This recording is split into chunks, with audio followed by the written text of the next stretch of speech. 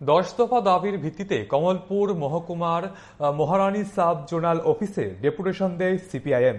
এরপর মহারানী থেকে শান্তির বাজার পর্যন্ত প্রায় 5 কিলোমিটার পথ প্রাকৃতিক দুর্যোগকে উপেক্ষা করে মিছিল সংঘটিত হয়। মিছিলটি শান্তির বাজারে এসে সম্পূর্ণ বাজারটি প্রদক্ষিণ করে একটি সভায় মিলিত হয়। সেখানে ভাষণ দেন দলের জেলা সম্পাদক অঞ্জন দাস।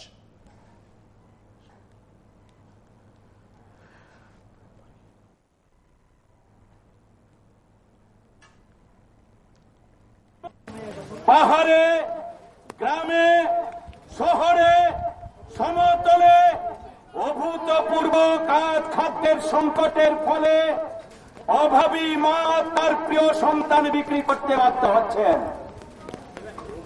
কাজের সন্ধানে গন্ডাছড়ার সীমান্তবর্তী এলাকার অনেক মানুষ বাংলাদেশে যাচ্ছেন।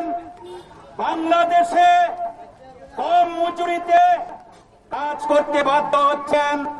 সীমানা অতিক্রম করে লংতরাই বেলি মহকুমার গোবিন্দবাড়ি 23 কিলো থেকে শুরু করে বিভিন্ন মানিকপুর এলাকার অভাবী মানুষ বাংলাদেশের চট্টগ্রামে চলে যাচ্ছেন কাজের সন্ধানে। বাংলাদেশ থেকে বিভিন্ন সামগ্রী এনে বিক্রি করে ক্ষুধা নিবারণের চেষ্টা করছেন।